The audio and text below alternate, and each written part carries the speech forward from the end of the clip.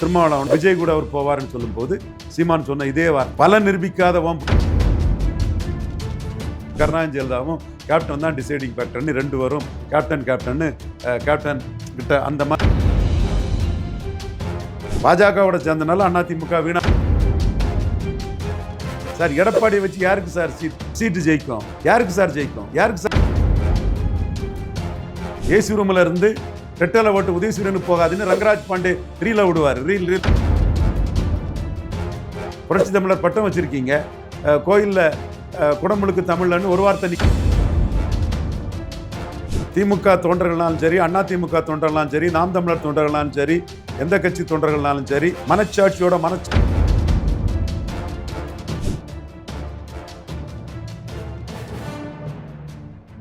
Take one நேயர்களுக்கு வணக்கம். இன்று நம்முடன் சமகால அரசியல் பேச இருப்பவர் அரசியல் திறனாய்வாளர் ரவீந்திரன் துரைசாமி அவர்கள். வணக்கம் சார். வணக்கம் தம்பி. சார், சமீபத்தில் விசிகே தலைவர் தொல் திருமாவளவன் சொல்லியிருக்காரு சார். அதாவது கருணாநிதி தெலுங்கரா, அதாவது பெரியார் கன்னடராகவும், அம்பேத்கரை ஒரு இந்திக்காரராகவும், இவங்கெல்லாம் மக்களுக்காக சேவை பண்ணவங்க, இவங்கள்ட்ட போய் முறை அரசியல் பண்ணக்கூடாது, அம்பேத்கர்னா நம்மளுக்கு இங்கே உரிமைகள் கிடைச்சிருக்காதா அப்படின்னு சீமான மறைமுகமாக விமர்சனம் பண்ணுறாரு. சீமான் அம்பேத்கரை எங்கேயும் குறைச்சி பேசலையே, அம்பேத்கரை போல் தானே பேசுறாரு. கருணாநிதியை தெலுங்கர்னும் பெரியார் கன்னடன்னு சொல்றது ஒரு தலைவர்கள் மத்தியில் மொழி அரசியல் செய்யக்கூடாதுங்கிறாரு. இப்போ ராமச்சந்திரன் நாயுடுவை சிஎம் ஆகணும்னு என் 17 வயசில் நான் பாடுபட்டவன். எங்கள் மாமன், என் ரிலேட்டிவ் சோப்பு சுப்பிரமணியம், அவருக்கு ஓட்டு எங்கள் பாட்டியெல்லாம் போட்டுருவாங்கங்க, அவங்கள ஓட்டு போட விடாமல் தடுத்தவன். சுப்பிரமணிய பிள்ளைன்னு காமராஜ் கூட ஒரு வெள்ளாளர், அவர் பாராணியில் இருக்கிறாரு. சுப்பிரமணிய பிள்ளைக்காக ஒரு பண்ணையார், அவருக்காக பின்ன ஓட்டு கேட்டவன். இப்போ ராமச்சந்திரன் நாயுடுக்காக இவ்வளவு நான் கேட்டவன். ஸோ நான் தெளிவாக நேஷ்னல் மைண்டட் ஆள், தெளிவாக. அதே மாதிரி ஐயா அழகர் சாமி நாயுடு மகன் விஜயகாந்த கருணாநிதி ஜெயலலிதாவும் ஐயா கேப்டன் விழணும்னு நினச்சி நான் என் வியூகத்தை அவருக்கு சொன்னேன். அவங்க தான் தப்பு பண்ணிட்டாங்க. பெரிய மன வருத்தம் தான். நல்லா இருக்கணும் அழகர் சாமி நாயுடு மகன்னு நினச்சவங்க கருத்தை கேட்காம கண்டவங்க கருத்தை கேட்டு 2016 அவங்க தவறளிச்சாங்க. நான் மீண்டும் அவர் ஜெயித்திருப்பாருன்னா கருணாநிதி ஜெயலலிதாவும் கேப்டன் தான் டிசைடிங் ஃபேக்டர்னு ரெண்டு வரும் கேப்டன் கிட்ட அந்த மாதிரி அது வார்த்தை வேண்டாம், அவங்க கேப்டன்கிட்ட இறங்கி வந்திருப்பாங்க. நான் அப்படி நினச்சவன். என் வரலாறு தானே. இந்த மண்ணுக்கும் மக்களுக்கும் பாடுபட்ட அண்ணன் வைகோவை அனைத்து மக்களுக்காக பாடுபட்டவர் அண்ணன் வைகோன்னு சொல்லக்கூடியவன் நான். சீமான் அவர் கொள்கையில் போகிறார், அது அவர் உரிமை. அதை இன்னைக்கு திருமாவளவன் அதை எதிர்வினை ஆற்றியிருக்கிறது சீமானுக்கு வளர்ச்சியை காட்டுது. கில்லிங்கின் சைலன்ஸ் பண்ணிக்கிட்டு சீமானை போக முடியாது, சீமானை பற்றி பேசி தான் ஆகணுங்கிறத இன்னைக்கு காட்டுது. சீமான்கிட்ட நான் பேசும்போது திருமாவளவன் அண்ணன் தான், விஜய் கூட அவர் போவார்னு சொல்லும்போது சீமான் சொன்ன இதே வார்த்தை, பல நிரூபிக்காத பின்னாடி எவனும் வரமாட்டான். விஜயகாந்தாவது 8, 10, 5 பலம் நிரூபித்தார். மக்கள் நல கூட்டணி ஒன்று அமைக்க முடிஞ்சுது. பின்னாடி எவனும் வரமாட்டான்னு விஜய் ஆணித்தரமாக சொன்னார் சீமான். உண்மைதானா? அப்போ திருமாவளவனை பற்றி பேச்சு வரும்போது வெளிப்படையாகவே சொன்னாரா இல்லையா? எங்கள் அண்ணன் திருமாவளவன் திமுகவோட தான் இருப்பாருன்னு சொன்னாரா இல்லையா? அப்போ நான் கேட்டேன், ஏன் அப்படி சொன்னீங்கன்னு கேட்டேன். அண்ணன் திமுகவோட இருந்து ஜெயிக்கட்டுனே, மக்கள் நல கூட்டணி அது தோற்று போன அண்ணன் திமுகவில் தான் ஜெயித்தார், திமுகவில் தான் அவர் ஜெயிக்க முடியும். பலன் நிரூபிக்காத இவங்க கூட போய் என்ன ஆக போகுது? 4 பேர் பத்திரிகையில் எழுதுவானே. 100% இது உண்மைங்க. சீமான் திருமாவளவனுக்கு பாசிட்டிவாக தான் இருக்கிறார். என்கிட்டே சொன்னார், திருமாவளவன் திமுகவோட தான் ஜெயிப்பார், பலன் நிரூபிக்காத இவனெல்லாம் நம்பி போனார்னா மீண்டும் விஜயகாந்திட்ட போய் அடிப்பட்ட மாதிரி அடிபட்டு போவார். அதான் நான் திமுகவோட தான் திருமாவளவன் நிற்பாருன்னு நான் சொன்னேன்னு சொன்னார். எவ்வளோ நாட்கள் ஆகுது, விஜய் மாநாடு போட்டதும் நடந்ததுன்னு நினைக்கிறேன். ஸோ சீமானை பொறுத்தவரை பை ஹார்ட்டு திமுகவோட நின்னா திருமாவளவன் ஜெயிக்க முடியும்னு தான் 100% நினைக்கிறாரு, 100க்கு 100 நினைக்கிறார். ஆனால் அதே பொதுக்கூட்டத்தில் திருமாவளவன் என்ன சொல்கிறாருன்னா, சார், ஆளுங்கட்சியில் நாங்கள் இருந்தாலும் அதிமுக கூட்டணிக்கு போகிறதுக்கு எங்களுக்கு பெரிய பிரச்சனை கிடையாது, ஆனால் அங்கே பிஜேபி இருக்குது அப்படின்னு சொல்கிறார். பிஜேபி இல்லைனாலும் அதிமுக கூட்டணிக்கு போனால் திருமாவளவன் தோற்றுருவார். ஆனால் நிறைய இடர்பாடுகள் இருக்கு, கட்சி கொடி. அவரு பிஜேபி இடர்பாட சொல்றாரு, அது அவருக்கு உரிமை. நான் என் கருத்தை சொல்றேன். விழுப்புரத்திலையும் சிதம்பரத்திலையும் அதிமுக எடுத்து வச்சிருக்கிறது ஆன்டி விசிகே ஓட்டு. சார், நான் களத்துல இருந்து வந்தவன் சார். மற்ற மாதிரி ஏசி ரூம் அரசியல் விமர்சகர் அல்ல. அது திருமாவுக்கே தெரியும், சகோதரருக்கே தெரியும், டாக்டர் தெரியும், அன்புமணி ராமதாஸுக்கு ஆஃப் லைட் ரொம்ப நல்லாவே தெரியுது. நான் பேசுகிற கருத்துக்கள் அன்புமணி ராமதாஸ் பிரதிபலிக்குதா இல்லையா? 5 மந்திரி எங்களுக்கு வேணும், எங்களை மீறி எடப்பாடி இல்லை, நாங்கள் தான் இங்கே எடப்பாடியை நிர்ணயம் பண்ணுங்கிற கருத்துக்கு அன்புமணி வந்துட்டாரா இல்லையா? கவனிச்சிங்கள ஒரு வாரமா. அப்போ எனக்கு களம் என்னன்னு இங்கே எனக்கு தெரியும், திருமாவளவனுக்கு எனக்கு களம் தெரியுங்கிறது தெரியும். விழுப்புரம் சிதம்பரத்தில் மட்டும் 36% வாக்கு எப்படி அதிமுக வந்தது? விசிக எதிர்ப்பு ஓட்டுகளை வாங்கி வச்சிருக்காங்க அதிமுக. இருந்தாலும் பானை சின்னத்தில் உதய சின்னத்தில் நிற்கவும் பானை சின்னத்தில் போராடி ஜெயிச்சாரே அவர். அவருக்கு வெற்றியை நான் பாராட்டுறேன், பெரிய சாதனை, வட தமிழகத்தின் வெற்றி வீரர் நான் சொல்கிறேன். அதுக்கெல்லாம் எனக்கு எந்த தயக்கமும் கிடையாது. பட் பாமக இண்டிவிஜுவல் ஃபோல்ட்ஸு, இவர் பாமகக்கு எதிராக ஒரு கேட்லிஸ் ஃபோல்ட்ஸு. இப்போ கேட்லிஸ் ஃபோல்ட்ஸ் ஆன விசிக அதிமுக வட தமிழகத்தில் 10.5 கொடுத்து விடுதலை சிறுத்தைகள் எதிர்ப்பில் வன்னியர் ஓட்டுகளை வாங்கி குவிச்சு வச்சிருக்கக்கூடிய அதிமுக போனால் ஜெயித்துறோன்னு நீங்கள் சொல்லுவீங்க. காதில் பூச்சுத்தின நான் நம்பணுமா? 2011 சொன்னேன், இதே ரவிக்குமார் 90 சீட்டு ஜெயிக்குன்னு சொல்லும்போது கேகே நகர் சரவணபவன் ஹோட்டலில் நைட்டு 12:30 மணிக்கு ஆர்எஸ்எஸ்ல என் தம்பி கண்ணை நான்லாம் நிற்கும்போது சோதரர் தொல்திருமா வந்தார் ஹோட்டலுக்கு. அப்போ சோதரர்கிட்ட பேசினேன், ஒரு சீட்டு வேணா ஜெயிக்கும்னே, தோற்று போவீங்க, பொருந்தா கூட்டணி ஆயிரும், எலி தவளை நட்பாயிரும்னு சொன்னேன். மறக்க முடியாது. அப்போ அவரே சொன்னார், உங்கள் தம்பி கலையை கட்சியை விட்டு போகாண்டான்னு சொல்லுங்கள், எனக்கு இங்கே ஒரு வன்னியருக்கு சீட்டு கொடுக்க வேண்டிய ஒரு சூழல் இருக்குது. கரெக்ட், அது கரெக்ட் பொலிட்டிக்ஸ். 30% வன்னியர் இருக்கும்போது வன்னியர் ஆதரவில் தான் ஜெயிக்கணும்னு தான் திரும்ப நினைப்பார். 100க்கு 100 திருமாவுக்கு அந்த பொலிட்டிக்ஸ் கரெக்ட் தான், சொல்லுங்கண்ணேன்னு சொன்னார். அப்போ நானே சொன்னேன், ஒரு சீட்டு தப்புனா உண்டு, மீது எதுவுமே தப்பாதுன்னு சொன்னேன். கடைசியில் ஒன்றுமே தப்பல்ல, வாஷ் அவுட்டு. அதே நிலைமை தான் எடப்பாடி, சிவி சண்முகம், கேபி முனுசாமி, அன்பழகன், வீரமணி, சொரத்தூர் ராஜேந்திரன் இவங்களோட போய் திருமா கூட்டணி போனால் அதே நிலைமை தான் இருக்கும். சொல்கிறதுக்கு கரெக்டாக இருக்கும் அவருக்கு. ஆனால் ஒன்று, அவர் அதை மீன் பண்ணலை. பாஜகவோட சேர்ந்தனால அதிமுக வீணாக போச்சுங்கிறார். அவருக்கு மெசேஜ் அதுதான். நான் ப்ராக்டிக்கலாக அவர் கற்பனைன்னு சொல்றது கூட நிஜமானா நீங்கள் தோற்று போவீங்கன்னு சொல்கிறேன். அவர் கற்பனையாக தான் சொல்கிறாரு, நிஜமானா உங்களுக்கு அது தேராதுங்கிறேன். சார் எடப்பாடியை வச்சு யாருக்கு சார் சீட்டு ஜெயிக்கும்? யாருக்கு சார் ஜெயிக்கும்? யாருக்கு சார் ஜெயித்திருக்கு? இல்லை, அவரை குறைச்சி எடை போடுறீங்களே சார். ஆதாரத்தை வச்சு தானே சார் சொல்கிறேன், யாரையும் குறைச்சி நான் ஒன்றும் எடை போடலை. கேளுங்க, குறைச்சி எடை போடுறானா கூட்டி எடை போடுறானான்னு இல்லை. தராசு தட்டில் முள் அந்த பக்கம் இந்த பக்கம் சாயாத மாதிரி தரவுகளோட எடை போடுறேன் சார். 36% விக்ரவாண்டியில் அதிமுக வாக்கெடுத்திருந்தது. நிக்கல்ல, சீமான் ஆதரவு கேட்டார். 36% ஓட்டு எப்படி போச்சு? பாமக எதிர்கால கூட்டணிக்காக பாமகவை ஆதரிக்கிறதுக்கு அதிமுக நிற்கலன்னாங்க. 36 ஓட்டில் 12 ஓட்டு தான் பாமகவுக்கு போச்சு, 1 ஓட்டு தான் சீமானுக்கு போச்சு. 23 ஓட்டு திமுகவுக்கு போச்சு. ஏசி ரூமில் இருந்து ரெட்டலை ஓட்டு உதயசூரியனுக்கு போகாதுன்னு ரங்கராஜ் பாண்டே ரீலை விடுவார். ரீலாக கலராக ரீல் விடுவார். அதிமுக தொண்டர்கள் அது இதுன்னு ரீலை விடுவார். இன்னும் கொஞ்சம் பேர் ரெட்டலை ரீல் விடுறதுக்கு தயாராக இருக்காங்க. இடைத்தேர்தல் அந்த சாக்கு புக்கெல்லாம் இல்லை. இடைத்தேர்தலாம் ஒரு 10% யாரும் இல்லை, 13% யாரும், 23% ஆயாச்சு. எடப்பாடிக்கு ஓட் டிரான்ஸ்ஃபரிங் கெப்பாசிட்டி இல்லை, சீட் கன்வெர்ட்டிங் கெப்பாசிட்டி இல்லை, எடப்பாடி கண்ட்ரோலில் அந்த ஓட்டு இல்லை. அதுவும் ஓபிஎஸ் போன பிறகு இன்னும் சுத்தம். ஓபிஎஸ் இருக்கும்போது இரட்டை தலைமை, கொங்கு மண்டலத்தில் உள்ள பிற ஜாதிகளுக்கு ஒரு ஆசுவாசம் இருந்தது. ஒரு ஜாதி கையில் இந்த கட்சி போகல, ஒரு ஜாதி அபகரிக்கலன்னு கொங்கு நாடார்கள் நினைச்சான், ஒக்காலிகாஸ் நினைச்சாங்க, லிங்காயட்ஸ் நினைச்சாங்க, செட்டியார்கள் நினைச்சாங்க, அருந்ததியர் மக்கள் நினைச்சாங்க, போயர் ஒட்டர் நினைச்சாங்க. அப்படா ஜெயலலிதாவுக்கு விசுவாசி பன்னீர்செல்வம் ஒரு இலையில இருக்கிறாரு, ஒரு இலையில பன்னீர்செல்வம், ஒரு இலையில எடப்பாடி இருக்குன்னு இது பொதுத்தள கட்சி தான் நினைச்சான். நீங்கள் இல்லை 2 இலை இல்லை ஒருத்தர் இபிஎஸ் ஒருத்தர் ஓபிஎஸ்னால மாதிரி மொத்தமாக இபிஎஸ் நீங்கள் ஜாதி கட்சிங்கிற முத்திரை வந்துட்டு நீங்கள் நின்று பார்த்துருக்கணும். இல்லை ஈரோடு கிழக்கில் நின்று பார்த்துருக்கணும், தெரிஞ்சிருக்கோம். ஏன்னா நின்று சின்ன கவுண்டரும் பெரிய கவுண்டரும் நின்று 30% ஓட்டை 25% ஆக்கும்போது பூத் வைஸ் ஆய்வு பண்ணி தமிழகத்திலையும் இந்தியாவிலையும் டேட்டாவோட தூக்கி போட்டவன் இந்த ரவீந்திரன் துரைசாமி டீம். 24க்கு முன்னையே அருந்ததியர் பூத்தில் உங்களுக்கு அருந்ததியர் ஓட்டில் 10-12 ஓட்டு கூட இல்லை, செங்குந்தர் ஓட்டில் 10-12 ஓட்டு கூட இல்லை, நாயுடு ஓட்டில் 10-12 ஓட்டு கூட இல்லை. அது நாயுடு கேண்டிடேட்டு இவர் இவிகேஎஸ் இளங்கோவன், அதாவது விட்டுறலாம். பறையர் சமூக ஓட்டுலேயும் 10-12 ஓட்டு கூட உங்களுக்கு இல்லை. வெள்ளாள கவுண்டரில் 65 ஓட்டு வந்து அண்ணாமலை ப்ளஸ் எடப்பாடி பழனிசாமி. இதுதாங்க கலை யதார்த்தம். இருந்தாலும் அவங்க 20% ஓட்டு எங்கள்கிட்ட அப்படியே தானே கிளைம் பண்ணுறாங்க. ஏடிஎம்கே 20% ஓட்டு அப்படியே இருக்குது, மறுக்க வரல. அது பணம் செலவழிக்காமல் எடுத்த ஓட்டு தான், பிரைம் மினிஸ்டர் கேண்டிடேட்டில் எடுத்த ஓட்டு தான். ஆனால் எடுத்து முடிச்ச பிறகு நிலைப்பாட்டிலேருந்து மாறி இருக்கிறீங்களே. ரங்கராஜ் பாண்டே சொல்லுங்கள், ஒரு தலைவர் நிலைப்பாட்டிலேருந்து மாறி லீடர்ஷிப் இருந்தால் பாதிப்பு வருமா வராதா? வருங்க. சும்மா நீ போலித்தனமாக என்னத்தையும் பண்ணி இருட்டை கொண்டு ஓட்டை அடைச்சி பார்த்தா, நான் தரவுகளோட சொல்கிறேன். அப்புறம் விக்கிரவாண்டியில் ஈரோடு கிழக்கில் நிற்காததும் எடப்பாடி பழனிசாமியை பாதிக்கும். சார் 2021 தேர்தலில் வந்து அதிமுகவுக்கு எதிராக தமிழ்நாடு ஃபுல்லாக எதிர்ப்பு மனநிலை இருந்தது. அப்படி இருந்துமே எதிர்க்கட்சி தலைவரோ கிட்டத்தட்ட 70க்கு மேற்பட்ட தொகுதியில் ஜெயிச்சார் அவர். எங்க அன்னைக்கு ஓபிஎஸ் இருந்தார், ரெட்டை தலைமையாக இருந்தார், பொதுவான கட்சியாக இருந்துன்னு சொன்னேன். இன்னைக்கு முக்குலத்தோர் ஓபிஎஸ் நீக்கினால எடப்பாடியை பழி வாங்குறதுல உறுதியாக இருக்காரு. தம்பி மருது அழகராஜ் அந்த கருத்தை தெளிவாக சொல்லிட்டு இருக்கிறான். நான் வெள்ளாள கவுண்டர்கள் வந்து இது ஒரு ஜாதி கட்சி ஆயிட்டுன்னு ஓபிஎஸ் நீக்கினதால ஃபீல் பண்ணுறாங்க.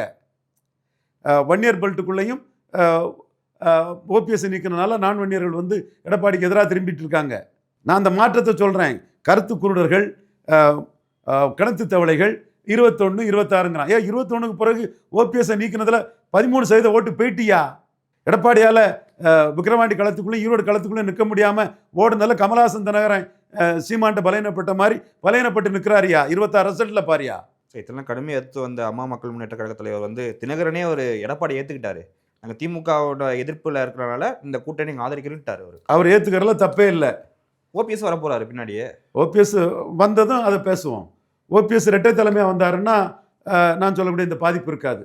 ஒரு கையெழுத்தில் எடப்பாடி, ஒரு கையெழுத்து ஓபிஎஸ், ரெட்டை கையெழுத்துன்னா அது கரெக்டாக இருக்கும். ஈக்குவல் லீடராக இருந்த ஒரு டம்மியாக போனால் politically powerful community, vibrant community Mukkulathor தான். கள்ளர் மறவர் அகமுடையார் தான். ஒவ்வொருத்தனும் ரவீந்திரன் துரைசாமி பொலிட்டிக்கல் அவேர்னஸில். அப்போ அந்த கம்யூனிட்டி வந்து பக்கத்தில் இருக்கிற மற்ற கம்யூனிட்டியும் அரவணைச்சு தன் கருத்துருவக்காத்துக்கு தக்கன டேன் பண்ணக்கூடிய அளவு கெப்பாசிட்டி உள்ள கம்யூனிட்டி. எப்படி டம்மியாக தினகரனும் பன்னீர்செல்வம் இருக்கிறதுக்கும் 50% பன்னீர் இருக்கிறக்குள்ள வித்தியாசம் கள்ளர் மறவர் அகமுடையாருக்கு தெரியாதா? ரங்கராஜ் பாண்டேக்கு வேணா புரியாமல் இருக்கலாம். முக்குலத்தோர் கம்யூனிட்டி எவ்வளோ political vibrant community. Sasikala, Dinakaran அப்போல்லாம் நான் சப்போர்ட் பண்ணேன் எடப்பாடியை. நான் ஒளிப்படையாக தான் சொல்லுவேன். ஓபிஎஸ் என்ன தப்பு பண்ணார்? ஓபிஎஸ் ஏன் அவரை காலி பண்ணணும்? அவர் பண்ண தப்பு, ரிசைன் பண்ணது தப்பு மனுஷன்.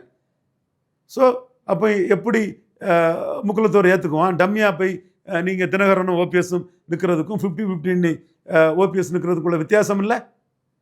ரங்கராஜ் பாண்டேக்கு வேணால் வித்தியாசம் தெரியாமல் இருக்கலாம். உள்நோக்கம் இருக்கும், என்னத்தையாக கருத்துருவாக்கம் பண்ணிட்டு இருப்பார். முக்குலத்தோர் கம்யூனிட்டிக்கு அது தெரியாது. பொலிட்டிக்கல் வைப்ரண்ட் கம்யூனிட்டி, தமிழ்நாட்டிலே பொலிட்டிக்கல் வைப்ரன்சி ஜாஸ்தி உள்ள கம்யூனிட்டி அவங்க தான். அப்புறம் தான் வெள்ளாள கவுண்டர் வன்னியரும். எங்களுக்கெல்லாம் அவ்வளோ பொலிட்டிக்கல் வைப்ரன்ஸ் கிடையாது. என்றாலும் ஒரு வாட்ச் டாக் மாதிரி ரவீந்திரன் துரைசாமி போய் குறைச்சிட்டான்னா அவனுக்கு புரிஞ்சுக்கணும், இவன் நம்ம ஆள், நமக்காக பண்ணுவான், நாடாருக்காக எவனையும் நியாயத்தை பக்கம் இருந்தால் பண்ணுவான். எடப்பாடி டெபாசிட் இழக்க வச்ச மாதிரி நான் சொல்லி தான் அதை அடித்தோம், புரிஞ்சுக்குவான். முக்குலத்தோருங்கிறவன் இன்ஹரண்டாக பொலிட்டிக்கல் வைப்ரண்ட் கம்யூனிட்டி. அவனுக்கு வித்தியாசம் தெரியாதா? டம்மியாக தினகரனும் ஓபிஎஸ் இருக்கிறதும் 50% ஓபிஎஸ் ரெட்டையில் இருக்கிற வித்தியாசம் தெரியாத கம்யூனிட்டியாக முக்குலத்தோர். சும்மா ரங்கராஜ் பாண்டே டக்கால்ட்டி வேலையை நம்பி ஏமாறக்கூடிய சமூகங்களாக கள்ளர் மறவர் அகமுடையார் முக்குலத்தோர் கம்யூனிட்டி. சார் இத்தனை நாளாக வந்து தமிழ் தேசிய ஆதரவாளர், அரசியல் திறனாளர், அரசியல் விமர்சகன், பன்முகத்தன்மை கொண்ட ரவீந்திரன் துரைசாமி அவர்கள் சமீப காலமாக கொஞ்சம் நாடார் சமூக பொதுக்கூட்டங்களில் கலந்துக்கிட்டது நிறைய வீடியோ வைரல் ஆச்சு. அவர் சார்ந்த சமூகம் இருக்கிறனால தான் சீமானுக்கு சப்போர்ட் பண்ணுறீங்களா சார்? இந்துத்துவ ஆதரவாளர் ஐயா தாழ்லிங்க நாடாக இருக்க தொண்டேன். சீமானுக்கு கருத்து வேற, என் கருத்து வேற. சீமானை கில்லிங் இன் சைலன்ஸ் பண்ணும்போது சீமானை பற்றிய நியாயங்களை நான் சொல்கிறேன். ராவணே பிராமணன், ஆச்சார அனுஷ்டானங்கள் உழவக்கூடிய பிராமணன், தமிழ் பெரும்பாட்டன் ராவணனுங்கிறது சீமானுக்கு கருத்து. தேசிய எண்ணம் கொண்ட ஜாதிகள் ஒன்றாக இணையணுங்கிறது என் கருத்து. கவர்னர் RN ரவிகிட்ட சொன்னேன், நீங்கள் பரசுராமனை இது பண்ணக்கூடியவங்க, நாங்கள் காத்தவரி அர்ஜுன் மகாராஜை இது பண்ணக்கூடியவங்க. கள்ளறக்கூடிய ஜாதிகள் இந்தியா முழுவதும் ஒன்றாக இணையணுங்கிற எண்ணம் கொண்டவனா. நான் சொல்லும்போது பதவிக்காக கவர்னர்கிட்ட நான் பல்லளிக்கலை, பதவிக்காக கவர்னர்கிட்ட நான் பல்லளிக்கலை. அண்டர்லைன் பண்ணுங்க, இதில் பல்லளிச்சவன் இருப்பான் கூட்டத்தில். நான் சீனிவாசன், மதுரை ராம சீனிவாசன், கோலாகல சீனிவாஸ், என் நண்பன் செல்வி 4 பேரும் கவர்னரை பார்க்கும்போது கவர்னர்கிட்ட நான் இதை சொன்னேன். அப்போ என்னோட ஐடியா என்ன? தேசிய இனங்கள் ஒன்று சேரணும்னு. சீமான் என்ன சொல்கிறாரு? தமிழன் தமிழுங்கிறதோட நிற்கிறாரு.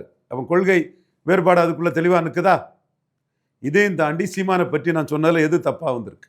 திருவொற்றியூரில் 3வது போவார்னு தானே சொன்னேன். நான் உள்ளாட்சி தேர்தலில் பாஜக டெல்லி ரிசோர்ஸஸோட அண்ணாமலை 3வது வருவான்னு தானே சொன்னேன். சீமான் கேண்டிடேட்ஸுக்கு பணமும் செலவழிக்கல, அமைப்பும் இல்லைன்னு தானே சொன்னேன். விக்கிரவாண்டியில் போலரைசேஷன் தானே வரும்னு சொன்னேன். ஐயநாதன் கூட தமிழ் தேசியம் விக்கிரவாண்டியில் எழும்புன்னேன். நான் போலீஸ் ஸ்டேஷன் வரும் உள்ள ஓட்டை சீமான் காப்பாற்றுறது கஷ்டம்னு தானே சொன்னேன். ஈரோடு கிழக்கில் சீமான் இருக்கிறது தமிழ்நாடுக்கு ஃபுல்லாக பொருந்தும். ஆனால் சீமான் எவ்வளோ ஓட்டு வருவார்னா ப்ரிடிக்ட் பண்ண முடியாதுன்னு தானே சொன்னேன். சீமானை எந்த இஷ்யூவில் நான் முழுமையாக சப்போர்ட் பண்ணி நின்னேன். பட் சீமானை மற்றவங்க கில்லிங் இன் சைலன்ஸ் பண்ணதை நான் வெளிப்படுத்துகிறேன். ஃபார்ச்சூன் ஃபேவர்ஸ் த பிரேவ்னு சொன்னால் பாராளுமன்ற கட்டிடத்தில் சமஸ்கிருதருக்கு என் தமிழில்னு சீமான் கேட்குறாரு. எடப்பாடி பழனிசாமி ஐயா கேட்கல. அப்போ நான் இதை சொல்கிறதுல என்ன தப்பு இருக்குது? எடப்பாடி பழனிசாமிக்கு ஈர்ப்பு சக்தி இல்லை, ஓட்டர் கெப்பாசிட்டி இல்லை. சீமானுக்கு அது இருக்குது. சீமானே அதை உணர்றாரு. அதை நான் வெளிப்படுத்தல என்ன தப்பு இருக்குது? புரட்சி தமிழர் பட்டம் வச்சுருக்கீங்க, கோயிலில் குடமுழுக்கு தமிழ்லன்னு ஒரு வார்த்தை நீங்கள் பேசலை. அதை நான் எக்ஸ்போஸ் பண்ணுறதுல என்ன தப்பு இருக்குது? அதையெல்லாம் நீங்கள் பொதுவெளியில் பேசுறது வேற சார், ஒரு குறிப்பிட்ட சமூகத்தின் அது வந்து பேசுறது வேற இல்லை. அது தம்பி முத்துரமேஷ் என்னை கூப்பிட்டான், சில விஷயங்களை நீங்கள் தெளிவுபடுத்தினா தானே கரெக்டாக இருக்கும்னு சொன்னான். அதனால் நான் போய் பேசிட்டு வந்தேன். இப்போ எனக்கும் என்னை நம்பி தான் நான் ஃபைட் பண்ணுவேன். என்னோடய ஸ்பெஷாலிட்டி ஐயா தாளிங்க நடார் என்கிட்ட சொன்னது, உயிருக்கு பயப்படக்கூடாது. காக்கை கூட துன்பமோ ஒரு வன்முறை சிந்தனையோ என்றைக்கும் எண்ணத்தில் வரக்கூடாது. என்றைக்கும் வன்முறை சிந்தனை எண்ணத்தில் வந்தால் நீ தோத்துட்டேன்னு அர்த்தம். அது சாதாரணமாக சொல்லலை. ஒரு ஜீப்லேருந்து என்னை இறக்கி விட்டு இந்த சின்ன பயலை எவமில் ஜீப்பில் ஏற்றுனதுன்னு என்னை ஜீப்பில் ஏற்றினவன்றை திட்டிக்கிட்டு ஓடலைன்னு சொல்லிக்கிட்டு சொன்னார். அடுத்த நாள் கூப்பிட்டு அறிவுரை பண்ணார். அப்போவும் நான் சொன்னேன், லட்சுமணன் ஜி எல்லா துப்பாக்கியும் எல்லா குண்டையும் செலவழிச்சிடாதீங்க, திரும்பி வரும்போது வானத்தை நோக்கி சுட்டுட்டு வாங்க, வெடிகுண்டை மணல் தேரியில் வீசிட்டு வாங்க அப்படின்னு சொன்னேன். அதுலேருந்து நான் சில உயிர்களையும் காப்பாற்றியிருக்கேன் அந்த இடத்துக்குள்ளே. அன்றைக்கி எனக்கு வயசு 20. அவர் பாதையில் நான் வந்தவன், அவ்வளோதான். என்றைக்குமே அவர் பாதை தான் என் பாதை. 29 மோடி பிரதமர் ஆகுங்கிறது தான் என்னோட லட்சியம். நீங்கள் என்னை வந்து தமிழ் தேசிய ஆதரவாளர்னு கேள்வி கேட்டுட்டீங்க தம்பி. சீமான் என் சகோதரன். சகோதரனுக்கு எதிராக கில்லிங் இன் சைலன்ஸ் நடக்குது. பிறமொழியாளர்கள் சதி பண்ணுறாங்க, பலரும் சதி பண்ணுறாங்க. அப்போ என் சகோதரனுக்காக உள்ள நியாயத்தை நான் பேசுகிறதில்ல என்ன தப்புன்னு நினைக்கிறீங்க? திருவொற்றியூரில் அவர் ஜெயிப்பார் நான் சொன்னால் தான் தப்பு, 3வது போவார்னு தான் சொன்னேன். அப்போவே நாம் தமிழர் தம்பிகள்லாம் என்ன விமர்சனம் பண்ணாங்க. சீமானே எனக்கு ஃபோன் பண்ணி அண்ணனே நான் ஜெயிக்கலன்னு சொன்னால் யார் ஜெயிப்பாங்கன்னு கேட்டார். எனக்கு உள்ள ரிப்போர்ட்டு ஜெயிக்க மாட்டீங்கன்னு தெரியுது. அதே மாதிரி தினகரன் கோயில்பேட்டில் ஃபைட்டிங் கேண்டிடேட்னு தான் சொன்னேன். கமல்ஹாசன் கோயம்புத்தூரில் ஃபைட்டிங் கேண்டிடேட் தான் சொன்னேன். அதே மாதிரி திருவொற்றியூரில் சீமான் நாடார் நிற்கிறாருன்னு காந்தராஜ் சொல்லும்போது நான் திருவொற்றியூரில் 3வது போவாருங்கிற என் கருத்தில் மாற்றம் கிடையாது. ஆனால் சொன்னேன் 8% ஓட்டு சீமான் வருவாருன்னு. 6.8% ஓட்டு வந்தார். பாராளுமன்ற தேர்தலில் 2% வருவாருன்னு சுமன் ஸ்ரீராமன் சொன்னார். 8% சீமான் வருவாருன்னு சொன்னார். சரி, நான் நாடாருங்கிறதுக்காக சீமானை பற்றிய நல்லதையும் உண்மையை நான் சொல்லக்கூடாதாங்க? நான் கேட்கல, உங்களை விமர்சைக்கு கூட பொது வழியில் கேட்குறாங்க, சமூக வலைதளங்கள்லாம் கேட்குறாங்க. அவங்களுக்கே வெளியே வந்து விட்டதுன்னு வேற சொல்கிறாங்க. நான் ஓப்பனாக தானங்க வரேன். இதில் நான் பூனைக்குட்டி வெளியே வர்றது. நான் நாடாருங்கிறதுக்காக சீமான் 8.2% ஓட்டு எடுத்தாருங்கிற உண்மையை நான் சொல்லக்கூடாதா? அதான் நேற்று பிரியன்ட்டையும் இவர் பிரியன் பிராமணர், இவர் ஐயநாதன் அகமுடையார். அப்போ அவங்க நாடார் இல்லைங்கிறதுக்காக சீமானுக்கு எதிராக பேசுகிறாங்களா? ஒரு திட்டமே நேற்று புதிய தமிழ் தலைமுறை விவாதத்தை எடுத்து பாருங்கள். இன்னொன்று தெளிவாக சொல்கிறேன், சீமான் பிரபாகரன் மகன். வேலுப்பிள்ளை பிரபாகரன் இமேஜில் தான் சீமான் காஸ்ட் நியூட்ரலாக நிற்கிறார். ஸ்டாலினுக்கு அடுத்தபடியாக அனைத்து ஜாதிக்கும் பொதுவான தலைவர் சீமான் தான், எடப்பாடி இல்லை. எடப்பாடி 2 ஜாதி கட்சி தலைவர். சீமானுக்கு தென்காசி கேண்டிடேட்டு மறவர். தென்காசியில் இன்றைக்கி சிட்டிங் எம்எல்ஏ நாடார். சீமானுக்கு நாங்குநேரி கேண்டிடேட்டு மறவர். சிட்டிங் எம்எல்ஏ இன்னைக்கு நாங்குநேரில் நாடார். ஸ்ரீவைகுண்டத்தில் சீமானுக்கு கேண்டிடேட் மறவர். கோயில்பட்டில் சீமானுக்கு candidate Maravar. Sitting MLA Naidu. ராதாபுரத்தில் சீமான் பரையரை தான் கேண்டிடேட்டாக போட்டார். நார்வேலில் சீமானுக்கு சிட்டிங் எம்எல்ஏ எம்ஆர் காந்தி அண்ணன். சீமானுக்கு கேண்டிடேட்டு வெளியூர் சகோதரர். அது வந்து நாடார் வந்து இங்கே கன்சால்டேட் ஆவாங்க. சாலியர், ஈழவர், செட்டியார், வெள்ளாளர் இவங்கெல்லாம் இந்த தம்பி பின்னாடி கன்சால்டேட் ஆகிறதுக்கு வாய்ப்பு இருக்குது.